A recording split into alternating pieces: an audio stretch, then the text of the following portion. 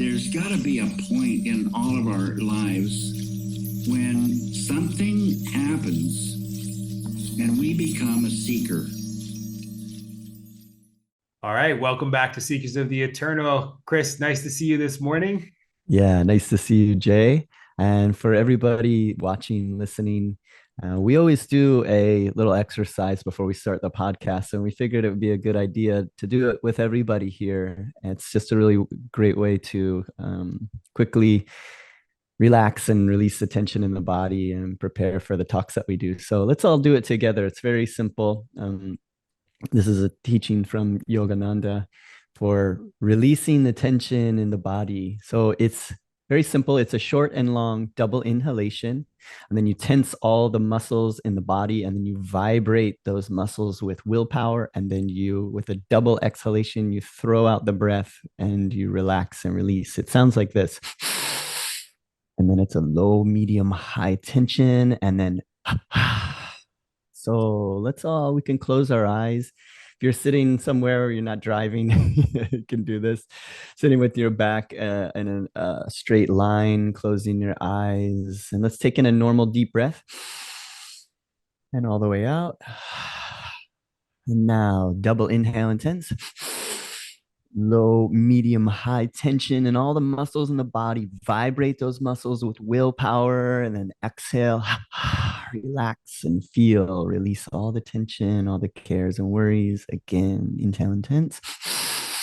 Low, medium, high. Vibrate with willpower, drawing energy into the body. Exhale, relax.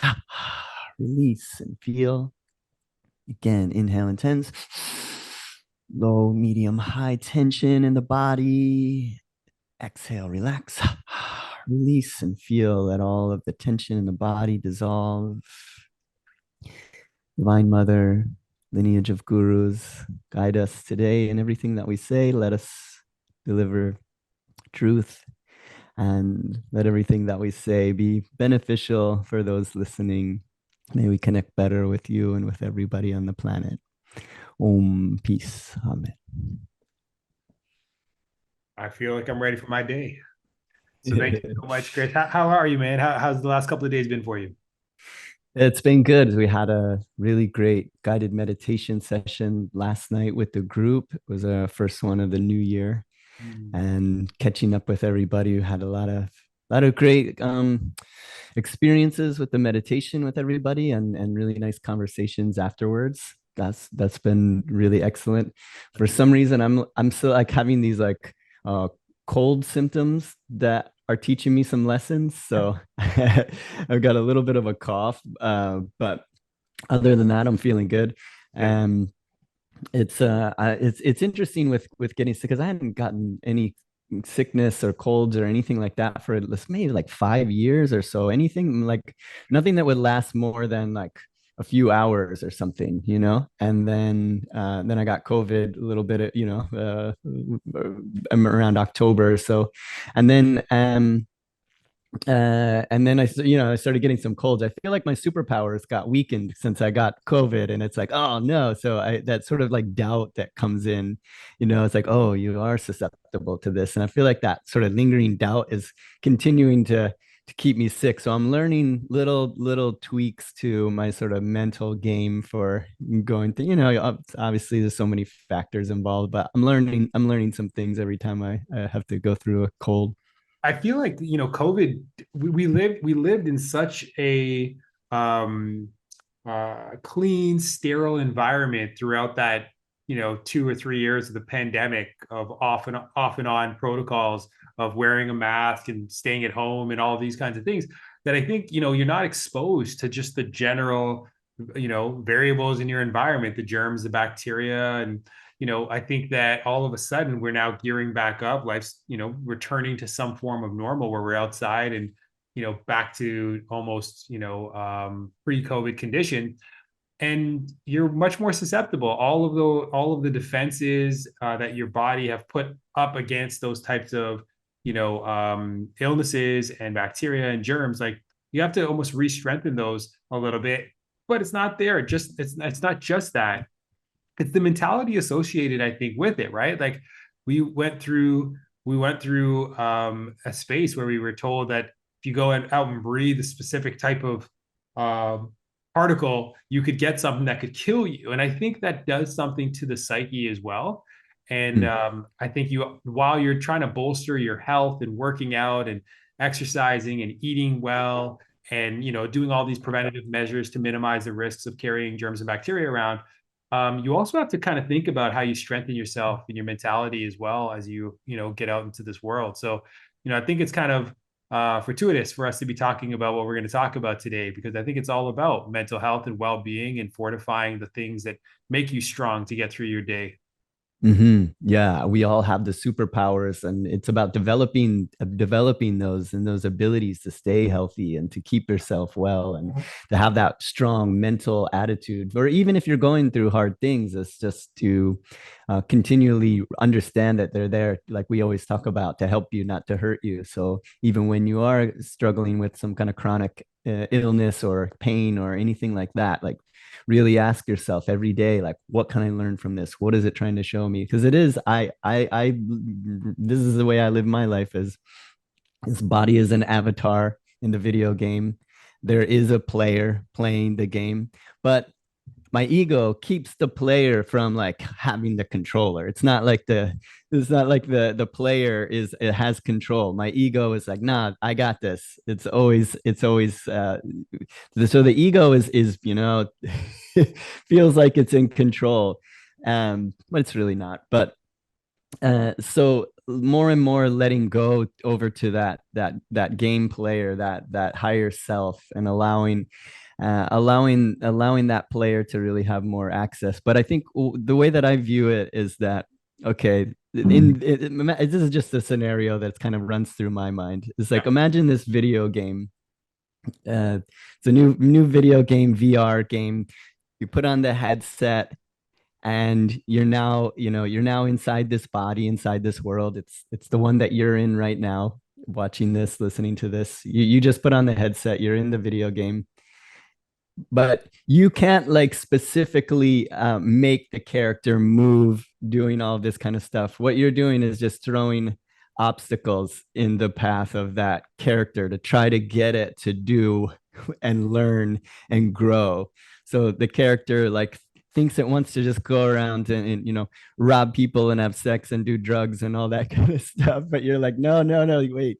And so you're trying to slow it down and to get it to realize like none of those things are really going to be beneficial for you in the long run. So you're throwing, okay, well, I'm sorry, I got to make you sick because you seem to be not learning, or I've got to throw this person into your life that's really like rubbing you the wrong way, or a family member that's riling you.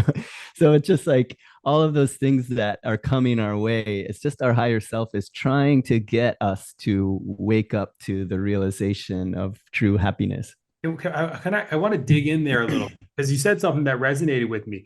It's almost like there is an autopilot for this life. Like you could go through this life on autopilot, meaning you wake up, go to work, you eat, you drink, you sleep, you take care of your needs, you indulge your urges because we all have them, and you can live a mundane life until the end of time, until the end of this time as we know it.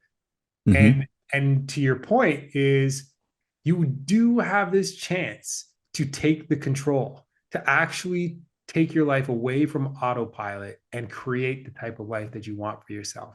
That's a Mm-hmm. powerful, powerful message. I think sometimes it's almost like you forget, you really do. You're thinking like, while I'm in autopilot, you convince yourself that you're actually in control, and you're not. Mm-hmm. You've actually You're given. sleepwalking. Yes. Yeah, Yes. you're sleepwalking. You're in a dream and you're asleep. And if it's just like when if you wake up from a dream and you realize you were just going through, you had the experiences, you remember them, you were going through the dream, but were you were subconsciously there. And I think a lot of people are living their life in a subconscious way. Yeah. And it was something I was sharing in the meditation group last night, is that one of the two big things, the insidious things in the mind are, this is what Yogananda would talk about. Uh,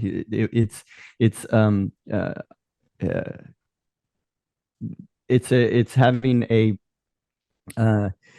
these distractions, all these little things that I'm trying to remember the two words that he used. It was it's going to come to me back in a second here, but the things that it's idle, it's having a absent mindedness is one of them. So just having sort of going through life absent mindedly, and then it's all of the fillers in life. So all of the little fillers, like you're not really getting anything out of it. It's like Yeah. scrolling through your Instagram or whatever like that, or just absent-mindedly filling time, killing time, flipping Yes. through a magazine, sitting at a stoplight, and your mind is just thinking about the past or the future. And our life is just filled with all these fillers and these absent-minded moments where, if we want to live a spiritual life and we want to connect and we want to wake up from the dream, those are, it seems real subtle, like that's a real key there. So for me, like if I'm stopping at a stoplight, I sit with my, I get into a practice. I put myself, make sure to check my posture.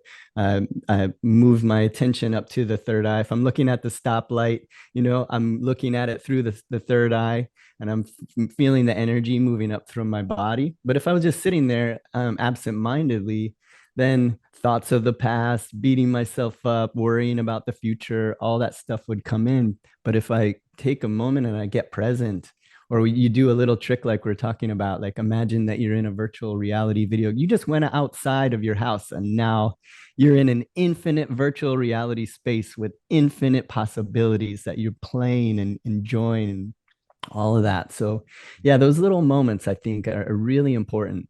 I love so that autopilot, that being absent-minded in that space. It's really, it's confusing, I think, for a lot of people sometimes, because it feels so much like your reality. But maybe it's because we've done it so often, or the drive for autopilot. I mean, life continues. Like everyone, it has to move forward. Everything moves forward. And I think that's the necessity of autopilot, is we still have to get there, but how we get there is a choice. And I think that's maybe sometimes gets forgotten, and maybe because it is really comfortable to be an autopilot, especially for those of us who are in really comfortable situations. There's a Mhm. reason why a lot of the people who have achieved a lot of greatness say they despise comfort. In fact, it actually works against growth and development. There's no such thing as growth without discomfort and Mhm. uncomfort, right? So I Yeah. think that it is a really important practice to be conscious of when you're in autopilot or when you are absent minded. I even catch myself sometimes, Chris, like even while I'm going to bed at night, like you indulge in like even fantasy, like regardless of what type of fantasy it is. If you like, if you're thinking about, getting high, or drinking, or having sex, or vacationing in lavish places, or getting a lot of money, like all those like very, very typical distractions.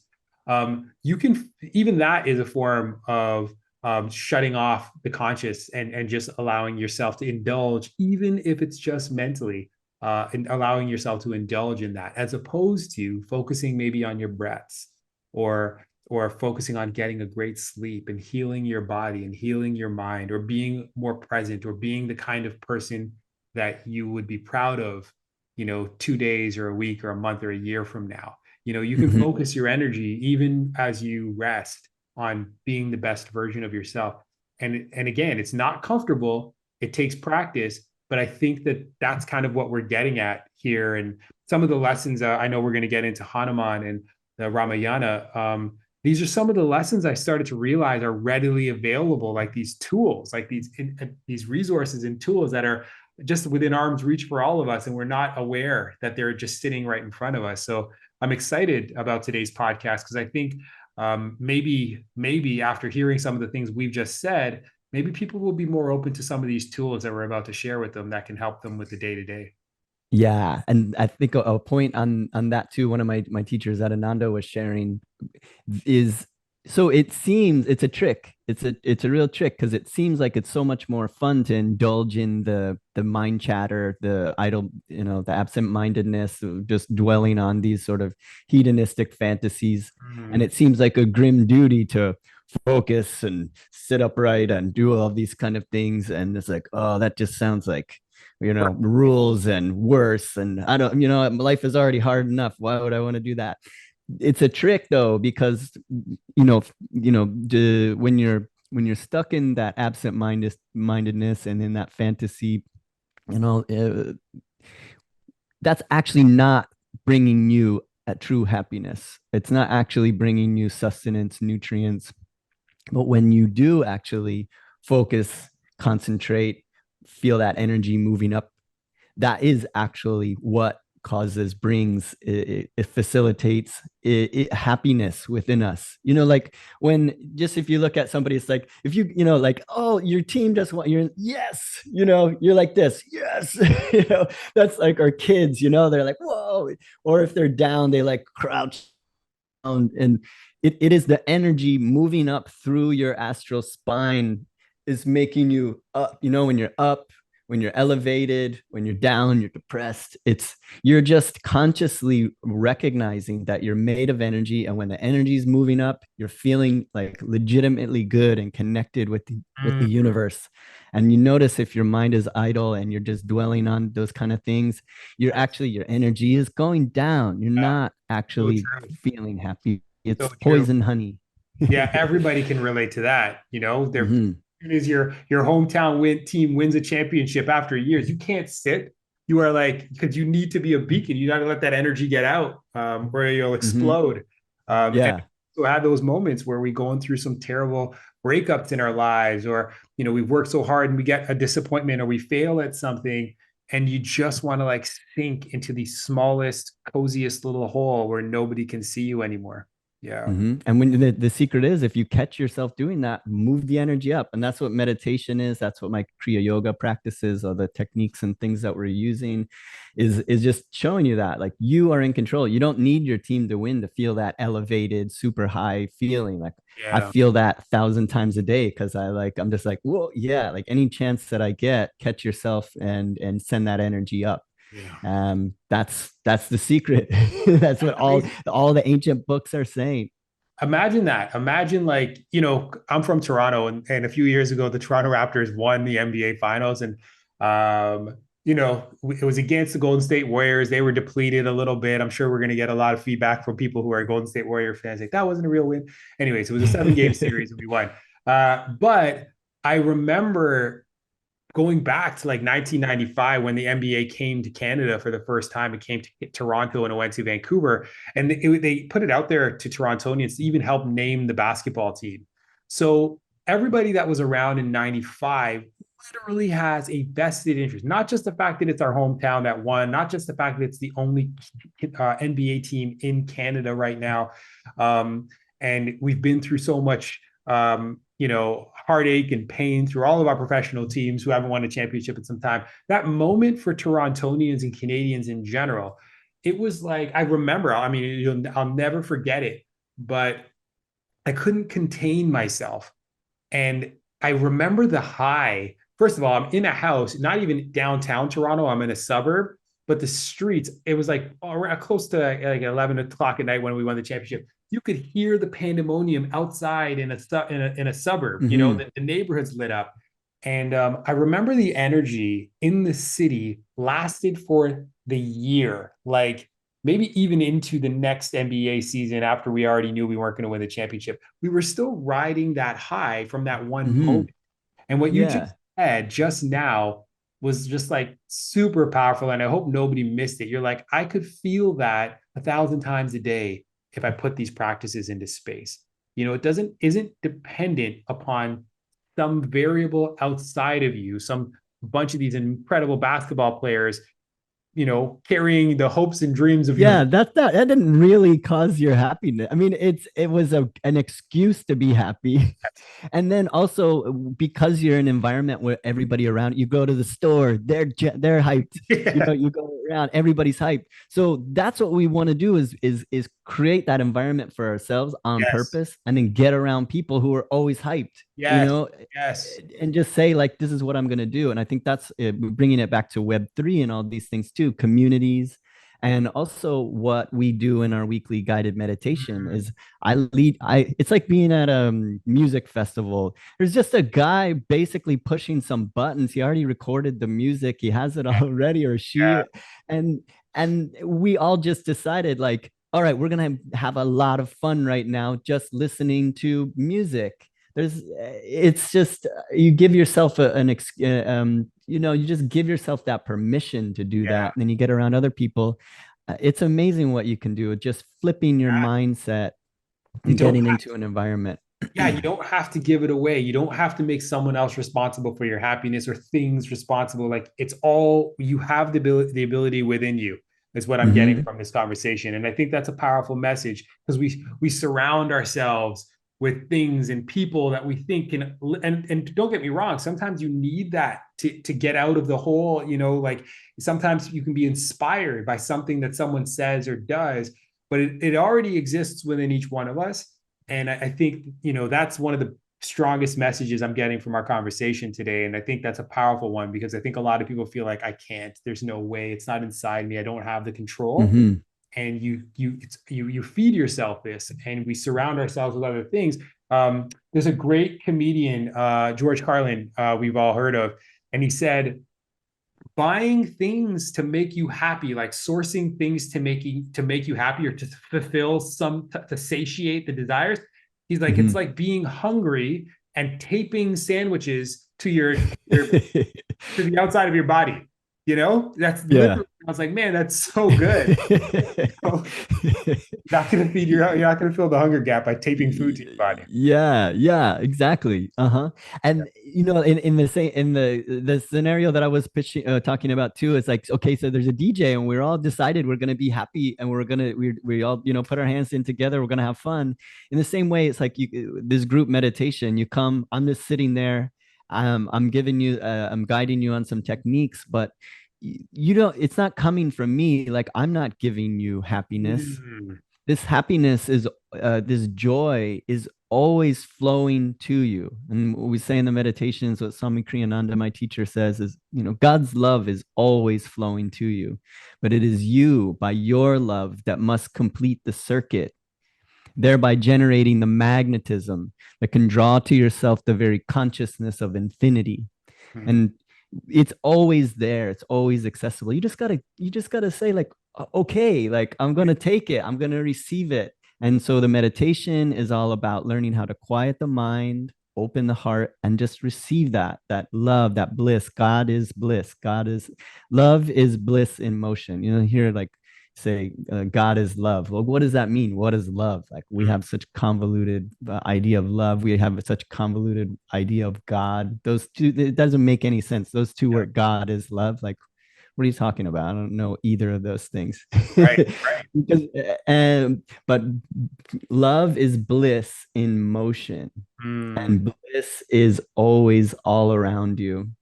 Just like you were saying, your team wins, and then for a month, everybody is in bliss. Like, what's the difference? You're in the same world. Nothing, true. the outside, all of the news around the planet is the same. There's still wars, there's still famine, there's still, but in your little sect, and that's what community is. It's Yeah. like, we're going to be happy no matter what. We Right. don't need a team to win. We know the secrets. We have the secrets. And that's, I love sharing that. I love learning that kind of thing.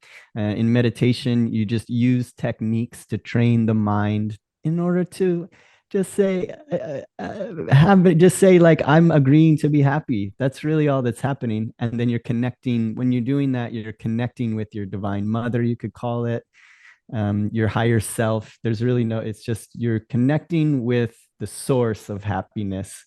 Yeah.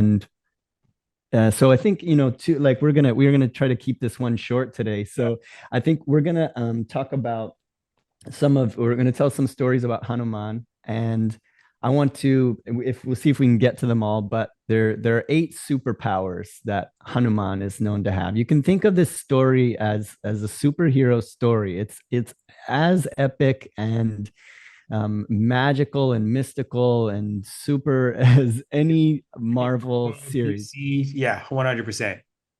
and more. I mean, it's what though basically those are all a cheap knockoff of this, you know, Yeah. or inspire. It's like continuing that storytelling tradition that, you know, even I think a lot of times even great writers, great storytellers, they're not regurgitating thoughts from their brains. This isn't something, you know, you can stand on the shoulders of giants, obviously, when you're telling stories. You can, you know, Absolutely. obviously we're hearing things and we're building on it. But where does that genius come from? That new idea, that where do all these characters and the names come from, and the lessons behind them, and the superpowers that they come up with, and the way that they have an effect on so many people, so many people. I mean, comic conventions just packed with True. people that are just in love with superhero Yeah. characters and stories. And that's just within us. That's part of us humans. It's part of our DNA. We love stories. We love heroes. We love putting ourselves into that scenario.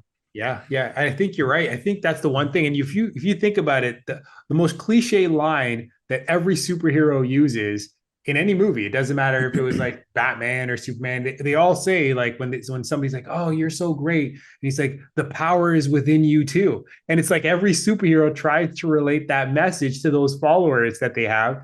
And I Mm-hmm. think that's is exactly it. Like these ancient epics and traditions use these incredible stories about these superheroes, but it always comes back to, but it's within us. We are God's.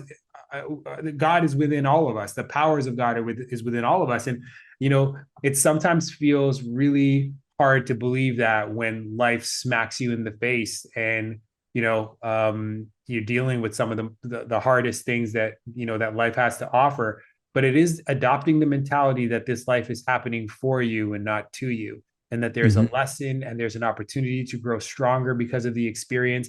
And sometimes while it's killing you and hurting you, you can take something from that and you can save another life, meaning from your own pain you may be able to relate to somebody else and say to them, "I've been there and I want you to know I'm still breathing." So you don't Mm-hmm. have to end your life, or you don't Mm-hmm. have to think this is over. In your own pain, you have the opportunity to save other people. So yeah, I can't wait to dig in to today's Mm-hmm. podcast. And what you said right there, that's the unlock. That's the unlock to your superpowers. You have to actually, every superhero story that's any good, it starts with a tragedy. It starts with a super hard thing that happened to that weak individual that didn't have superpowers. You Mm, know, Spider-Man, Batman, everybody, something tragic happened and they were just a regular person. Iron Man, all the things, it just, they were a regular person, and then something tragic happened, and now they have developed the character to actually want to help others, or whatever it becomes. You can actually also use it for darkness, like you can. So there is those both. There's super villains and super, you can use your rage and your anger to cause like incredible damage on the yeah. planet, or you could, it's a razor's edge. And that's what I've learned through my, it's like we are incredibly powerful, and if you look at the technology that we have, we're becoming like gods. So it's hyper important now that we choose the Yeah. light or the dark. Don't fuck around with this. Like, Yes. and I think that's what, like, we've been talking with a lot of people, seeing the AI technology come on, what Derek has written in his book, Alphabet. Yeah. And all of this is like, we are becoming gods. We don't actually need the technology to have these superpowers, but the technology is like making us all gods, and we have the power to destroy the world. Like, one individual now can really wield huge power. And Absolutely. that was what I was shown in my early, like, heavy psychedelic trips. And I was just, I've shared some of it in the show. It's like I had to choose, like, light or dark, light or dark. And you talk about it a lot. It's like you always get these moments where you get to choose. You're always choosing to do the right thing, or do the easy thing. You Yeah. know, sometimes it's both, but Yeah. not. But a lot of times you have to make that hard decision and always choose the light, and always like have good friends that are choosing the light and encouraging you to choose the light. And so we started yesterday. It was the first Warriors of Light broadcast. My teachers at Ananda were doing this with us for over a year. We were gathering people all over the world, and we were doing these warrior of light affirmations, a small meditation. And so we started that yesterday, and I want to make it into a weekly practice. So we'll be announcing a day of the week. So it'll be probably in the morning, and we'll just consistently every week, if I'm not around, somebody else will lead it. Another one of my spiritual teachers, my brother, my other friends that are Kriya bonds, and we're going to continue doing this. So you can always tune in and decide, be part of this warrior of light, and we're going to spread light into the world. I believe, I know that myself and many, many others that I've connected with have come to earth during this time to be warriors of light, to push the needle towards the light during this time in history. So you may be listening to this. I know, Jay, you're one of them. You may be listening to this, and you may be, Noah Lampert called it energetic protectors. You may be an energetic protector. And so if you're feeling that call, like, join us, and let's push the needle towards the light during this crucial time in history. It's super sci-fi, it's super cool. So let's do it. I'm in. I'm all in. Mm-hmm. And that's too, what we're going to do is, like, we connect to that joy, that love, that light. You feel it inside of you, and then you share it with the world. And the more that you do it, you just realize, wow, I can do that on the drop of a dime. Like, you can do it whenever. So yeah, let's dive into Hanuman. I think so there's a great audio series on Audible. It's free. I know Jay couldn't tune into it in Canada. It might be a US thing, but it's called many Ramayanas, many lessons, I believe is what the name of it is. And it breaks down a lot of the stories. And I'm referencing a lot of that audio book in this, as well as a lot of the other stuff that I've read over the years. And in that series, there's an episode that talks about the 8 superpowers of Hanuman. And so I think what I'll do is I'll start with a story about Hanuman. And this is when Hanuman didn't know his superpowers. He was just a mortal monkey. He's of a great character. He's a great character. He's a general with this monkey army. He's got a noble leader of the king that he's working with, and he's now on this quest to find Sita, the goddess who was stolen by the 10-headed demon king Ravana. And he's been charged with leading the monkey army to find Sita. And they've been looking and looking, and they're past their due date. They were supposed to already have found her and brought her back. The king had said, if you don't find Sita in this amount of time, basically don't bother coming back. And so all of the monkeys, they're just devastated. They haven't found her. They've scoured. They can't find her anywhere.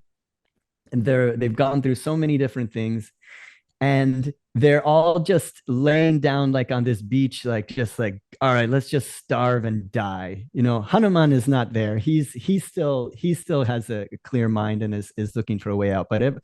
And so this giant eagle named Simpati sees the monkeys there lying on the ground, and he's like, oh, okay. He hadn't eaten for, they say, months. He'd been starving, and just he was about to give up and die as well. And then he just sees all these monkeys just withered and laying, wanting to die. So he flies over and starts picking up the monkeys. And Hanuman sees that, and he runs and he jumps up onto the bird, and he's fighting with the bird. And the bird is way too big and way too powerful. This is before Hanuman knew of his powers. And so then Hanuman, as he's being, like, carried away to be eaten by this bird Simpati, this giant eagle, or sometimes it's a vulture in different stories, he says, oh, how ironic, something to the effect of, like, how ironic, it was a giant eagle that attempted to save Sita when she was being kidnapped and taken away by the demon king. It was a giant eagle that tried to save her, and now it's a giant eagle that's trying to kill me as I try to go find Sita. And the bird says, what did you say? It is like, yeah, it was a giant eagle tried to save Sita when she was being stolen by the demon king. And then he says, so then the eagle actually starts breaking down and crying and saying like, that was my brother.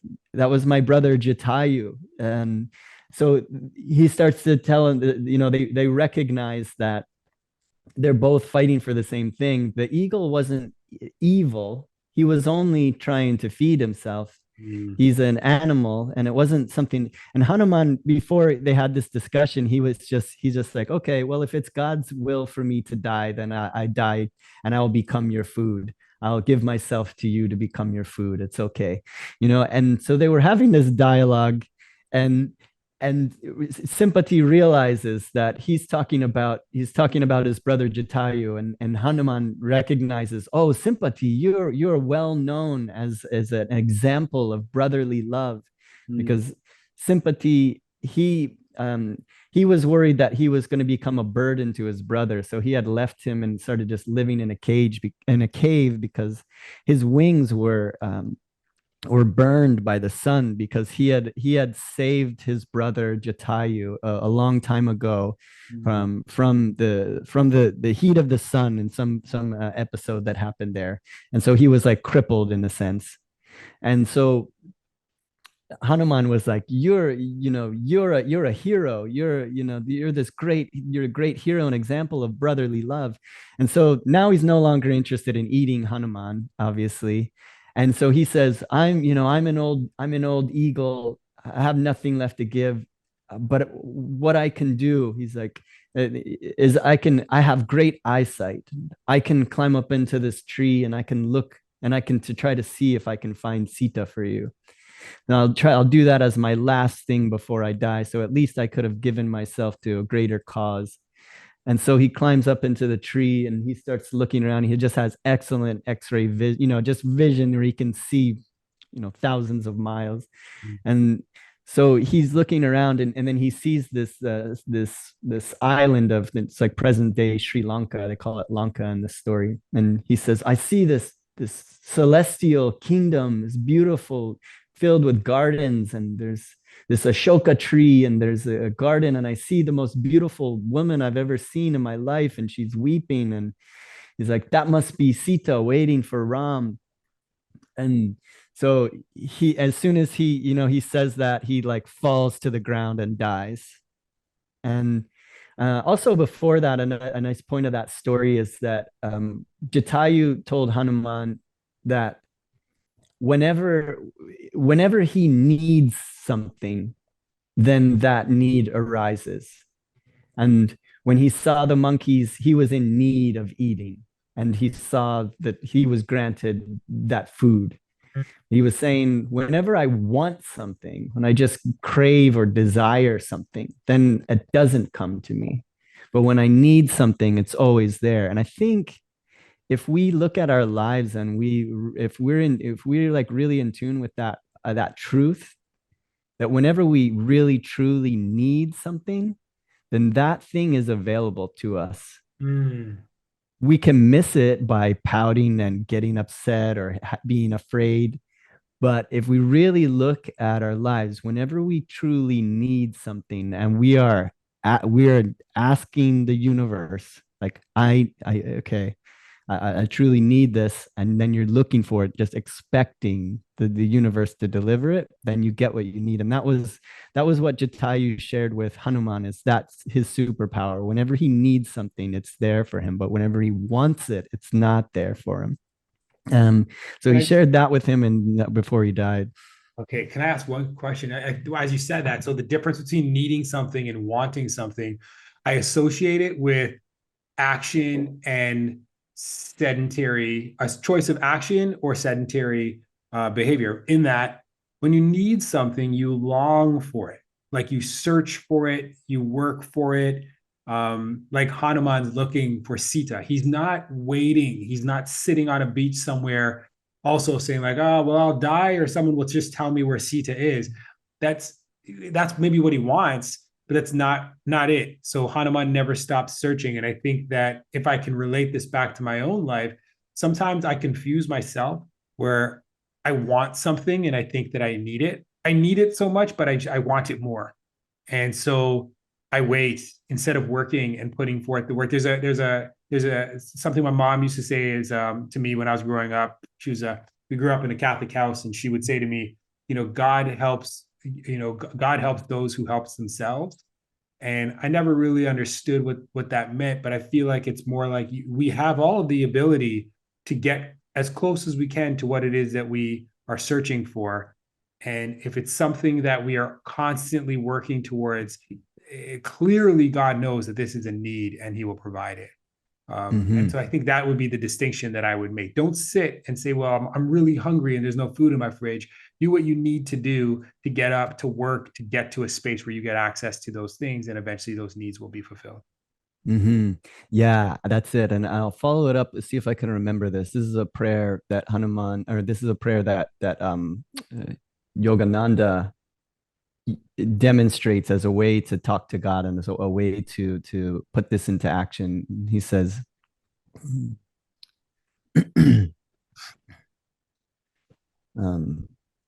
give me the power to acquire at will whatever I may daily need. O Father, Mother, Friend, Beloved God, I will reason, I will, I will act, but guide thou my reason, will, and activity to the right thing that I should do in every moment. Om. That's beautiful. That's it. That's it. So yeah, so that was the interaction with. So now Hanuman knows Sita is alive and Sita is in Sri Lanka, but he was just looking over this enormous gulf of water, and they don't have helicopters. They don't have flying cars. Ravana, the demon king, has a flying. He has a flying UFO. Basically, he basically has a spaceship that he stole from. He actually stole it in a battle from one of the gods who had this. It's called the Pushpak. Okay. And that's how he came. He came in this flying vehicle. You hear like ancient aliens kind of like ideas. He's got this flying car that operates, they say, by thought alone. So he's just this demon, and they say that this vehicle is just embellished to the it's just the most luxurious, most fanciful, amazing vehicle, and he just rides on it, but just thinking of where he wants to go, and he scours the earth looking for opponents that he can overcome and battle. He's gone through every god and every demon, destroyed all of them. And Sita is like the prize, like goddess. She's like the Mother Earth. She is like the most valuable feminine energy. And so he's stolen her in this pushpak, this car, the flying vehicle, and he's taken her across the ocean. So nobody can get there unless you swim. They don't have boats, this kind of a thing. And so so Hanuman tells everyone, we know where Sita is, but I can't jump across this ocean. I can't get there. How are we going to do it? And Jambavan is sometimes he's a bear in the story. Oftentimes he's a monkey, one of the Vanaras in the monkey army. And they say that all the monkeys in the monkey army are actually gods that came to Earth to be in this movie, to be in this like cool like epic story, to help Ram and help right the imbalance. And so all the monkeys are like, well, Jambavan, he's like, I could do it. I think I could jump across this ocean, but once I get there, I'm going to be so tired from the journey. There's no way that I'll be able to jump back across. So I just can't do it. But who can do it? It's you, Hanuman. And he's like, what are you talking about? There's no way. All of these monkeys here are more strong than I am. There's no way. You're way more powerful than I am. No way I could do it. And then so Jambavan says, he tells all of the monkeys to sing the praises of Hanuman, tell him of his powers. And that's basically like the Hanuman Chalisa. is what I get from that. Is the Hanuman Chalisa, is these these praises of Hanuman, reminding him of his powers. So when you sing the Hanuman Chalisa, you become like the monkeys in that army, singing Hanuman's praises and reminding him that he is all powerful. It's like the superhero waking up in the story. And so they all start just chanting the story of Hanuman. You are the son of the wind god. You are an incarnation of Shiva. You have all of these powers, and they're listing all of his powers. And as soon as he hears that, he remembers. And that was the curse. He was cursed to forget his powers until he was reminded. And we can bring it back to our own stories. And when we're using, so if we're, so Hanuman got cursed because he was using his powers for his entertainment and to cause mischief, because he was a young monkey, and that's what you would do. Imagine if your child had infinite power, what would they do? Yeah. Entertainment and causing mischief. And so he had to forget that. And so now he is awakened to his powers because he's going to put them in effect to help other people. He's going to be helping others with his powers, and he's going to be serving his God and his guru Rama and saving Sita. So now he's been awakened to his powers. And they say, he's like, oh yes, I can jump across the ocean, So now we're at this crucial point in the story where Hanuman is awakened to his powers, and he's like, immediately he's like, oh, I can do it. I can jump across the ocean. So they say that Hanuman, like as he began to leap, the whole earth shook as he like took off and jumped across started to leap across the ocean. And there are obstacles that come when we set out on a mission like this. I told the one story before about how when he leapt across the ocean, that he was confronted by the demoness, the giant monster that came up out of the water and opened her mouth. And Hanuman, she was saying that I've been ordained by the gods to eat you. You are my food. Just like Simpati, you are my food. The gods said that I could eat you, that there's no sin in me eating you. You are my food. And he says, oh, okay. The gods say, or she really said, the gods said that you will be in my belly, you will be in my mouth, or, so he's like, okay. So what he does is he makes himself enormous, and she keeps getting more enormous, and her mouth becomes wider and wider and wider, miles and miles wide.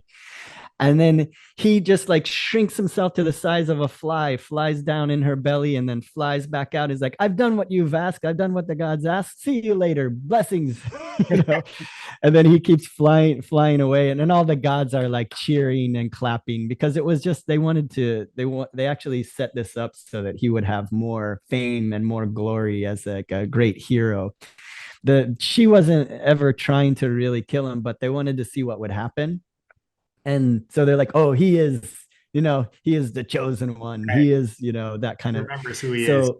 Yeah, he's going to do it. We know there's nothing that can stop him. And, like what I was sharing, and last time I told the story, was like, he's like, okay, fine. You can, you stay here. I'll go save Sita, and I'll come back and you can eat me then, right. Whatever it, not failing. So in his mind is just like 100%, I'm not failing. And so the next thing that comes up for him is that this beautiful mountain island space, and there's a spirit of that space as he's like soaring across the ocean, and he says to Hanuman, I am your friend. Come take a rest. I have beautiful waterfalls and fruits and beaches, and come just rest yourself here. We love you, and we want to help you. And in the story, they say that this is something that we should be looking out for. So as we set out on our mission, we understood our powers. We understand that we're doing what we're meant to be doing. That mountain, that paradisical island space is a symbol of our well-wishers. Could be our friends, could be our family, that say, we love you, and why don't you just why don't you just take a rest? Don't work so hard, or don't, just come here and have some, maybe you were like really, I'm gonna start working out. I'm gonna start really going for it. I'm gonna, maybe your mom's like, no, come and eat I made you this cake or whatever, indulge. And you're just like, so Hanuman recognizing this just has to say, How no, did you know, thank Chris? you. How did you know? Yeah, and it's just like it's this well wishers, people that do wish us well, but they're going to slow us down. They're going to make us soft. They're going to make us forget what we were trying to do. So he thanks and says, no, I don't have time. Then and he just keeps going. So there's a couple of things in that. One of the first superpowers of Hanuman, and by the way, we have, just like you were saying at the beginning, in all of the stories, like these are superpowers that you have. Yeah. And so the first one is that Hanuman can become small, and they may be metaphysical here in the age that we live in. We live in the age of energy coming out of the physical material age. We can't completely, I mean, there are those living that can do this, but as a whole, we can't completely manipulate our physical world with our minds. We can't like physically manipulate. And again, there are those who can, great awakened masters that can, but as a whole, we don't know how to shrink ourselves, make ourselves enormous, all these kind of things. But as a symbolic, another way to think about it. So Hanuman has the ability to become small. Mm. And even though he's incredibly super powerful, this could be looked at as humility. Or say you're a black belt, martial artist. You could destroy anybody that walks up to you on the street, but you're not going around like making that known. You're not somebody that's always having to throw around or talk about it. You can be humble even though you're very powerful, and that's a superpower.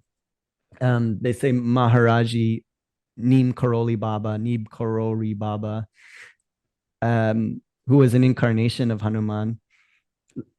He was Ram Dass's guru. They say that he like Hanuman became small and humble, and you wouldn't even know. It's not like he was publishing books and putting out any, he barely talked. He would just giggle and throw apples at people or fruit at people, and he would emanate this vibration, and he would give people, he would awaken people. But he was in this really rural part of India, and he became small and humble, but he was this all-powerful being. So this ability to use humility and to make yourself small and to have big effect. Also, if we think about like the people that have had huge effects on the planet without violence, the great saints, and Mahatma Gandhi's and Martin Luther King Jr.'s, people in pop culture. Yeah. Yeah. Mahatma Gandhi is a great example of going to the ocean and just pulling the salt from the ocean. That story. Yeah. You can look that up. It's just a way to have an incredible, huge impact, but just doing this small, humble thing in this unassuming body. So he took this form of this unassuming small body. So I think that's a thing that we can think about, is that we don't need to be the loudest megaphone to have like a big effect on the planet. We don't need to always throw around our martial arts skills in order to protect people. You just have that sort of a presence about you. And the other part of that, so also Hanuman can make himself big. He's when he needs to, he can become enormous, and he knows when to do that. So in that case, he became enormous. And I think both of these two, in my psychedelic experiences and other friends that I talked to and other yogis that I've talked to, and I'm sure a lot of people relate to this on a psilocybin trip. Say if I'm sitting and I'm looking at, like, say, wood grain on the floor, or wood grain is a really good one. Imagine if you're looking at a wood grain, uh, my consciousness gets really little. Like I become really little, and then I become like I could like go walk through that, like as if the ridges in the knots in the wood are like 10 feet high, and I can zoom in with my consciousness. Like it's very interesting when you clear out the filters of like I'm this body, I'm this big, I'm this small. Your consciousness actually is infinite, and it can explore the minute crevices of a piece of wood, or you could expand your consciousness to feel yourself as the entire universe. So we do have this ability. I have a good friend. It would be probably fun to talk to him on a Twitter space at some time. I think I mentioned him before. He actually was given the name Hanuman by his by a female saint named. So yeah, I can have him tell more of that story. But he's a craftsman, and he works with steel and with all kinds of like physical materials. And he says when he's like working on a craft, a project like that, he can make himself small so that he can really work and fine tune the nuances of what he's doing, whether it be like welding, working with metals and things. You can make himself very small. And like when my brother and I are painting, we put on like actually like magnifying goggles. Yeah. And I got that from Luke Brown, the other guy that the artist that he sent me a picture of himself. Like, what are those? Like, I need to get one of those. Just magnifying yourself so that those little details become really enormous. Well, Yeah. Hanuman was saying he has that ability when he's working. I want to learn how to do it from him. Is to really zoom in, make yourself really small. So when you're painting, it's like you're painting like a giant mural, but it's only like a one by one painting.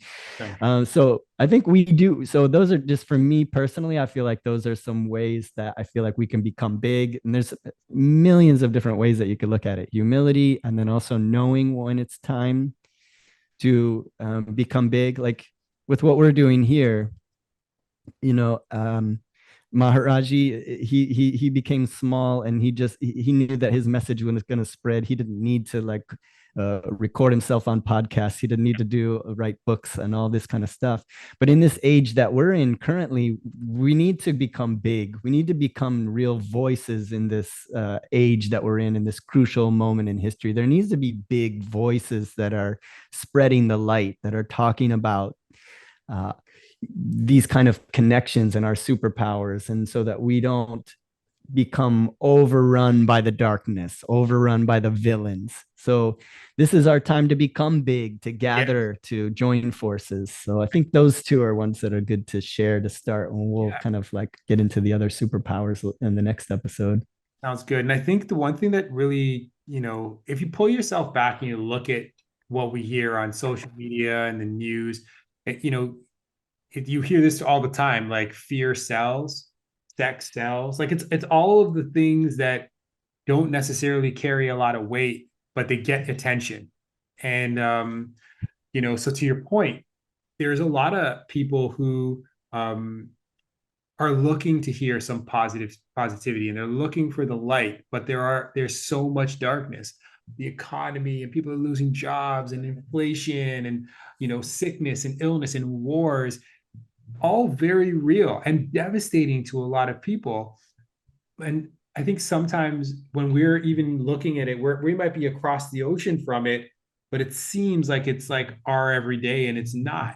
And if it isn't, and you're one of the fortunate human beings on the planet where you have a chance to really think about bringing light to this world, this might be a great opportunity to bring it to your own life, and then to potentially share it with the planet, and hopefully bring life to somebody else who is dealing with those things every single day in their face. They can't escape it no matter what they try, but they may get that opportunity to hear your voice, or to watch a video, or to, just to feel, like you said, like you can even just sending light and positive energy out into this world. Like there's an opportunity for them to feel that love, as it, like you said, it's flowing to all of us, even those of us who are in the worst conditions. And so add to that, put your well wishes and your positivity and your thoughts out into the universe, and they will receive it. You have to believe. Mhm. Yeah. Yeah, well said. That is a huge crucial point. I want to reiterate it so people hear that really.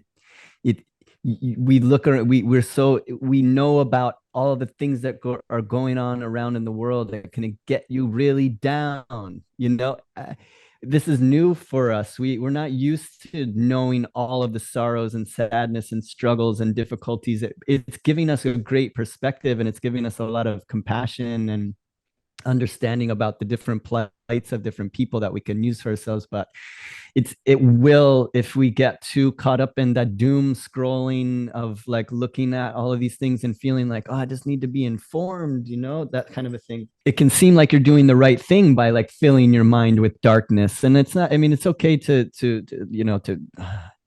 have an understanding and have compassion and to know what's going on in the world.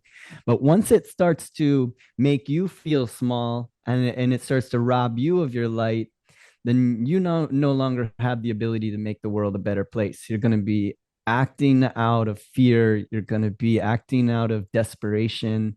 You're going to be causing more. You're not going to be a light in the world.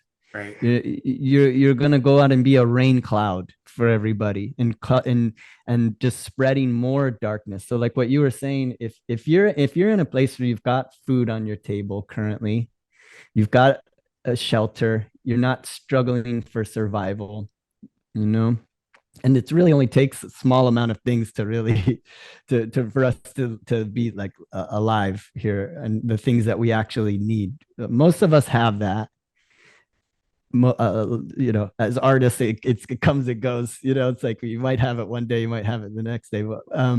But if you're finding yourself in a place where you are safe and you're eating, then you can fill yourself with this light, and you can really find, once you're doing that, you can realize that you can make a real big difference in the world. Just you as a warrior of light, as somebody who is interested in spreading this light to the world. But we can't do it when we're just caught up in all of that. And something this is a tricky one, so maybe at the end of this we're going to end the podcast here, but this is a tricky one to dive into, but I think it's worth sharing, that facts and the truth aren't the same thing. Because I think it's important. I know we're on borrowed time now, but dig into this.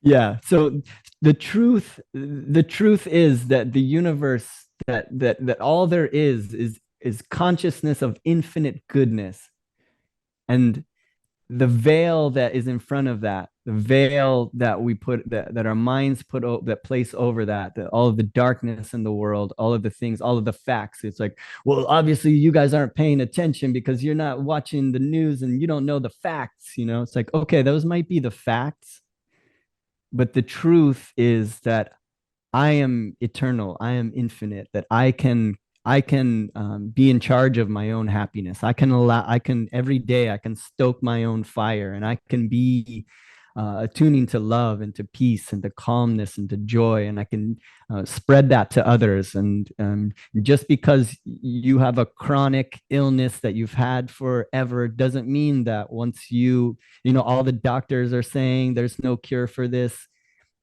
Oftentimes they tell people that there's no cure for this, and they go, okay, well, there's no cure and there's nothing I can do. I'm just going, maybe I should start playing the piano. And then they start doing that, and then all of a sudden you hear story after story of people that have just beaten things that doctor said there's no explanation for it. So the facts, okay, that's what they're going to put in the history books, but it's your own personal relationship with the world around you, and your health is your own personal relationship. So yeah, I think we can dive more into that later. There's a lot to cover there, but Maya Angelou actually once in an interview, she said that, and it caught me because I always blurred the two, and she said, facts. There's a world of a difference between facts and the truth, and she says facts often blur the truth, and then she went on to explain how that is, and it was so profound the way that she explained it. Very, very similar to how you were explaining it, Chris. I think it's an important topic for us to address. So yeah, let's get into it on the next podcast. I had so much fun on this podcast. I learned a lot, and I hope anyone that gets a chance to listen to this one or to watch this, I hope they also get something from it. And I can't wait to do maybe part 2 of this podcast.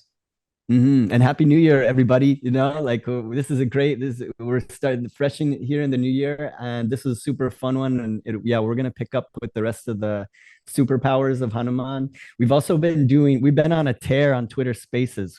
8 days, we've had like seven Twitter Spaces lined up. We're doing more and more of them. We're getting some big names that we're gonna start interviewing.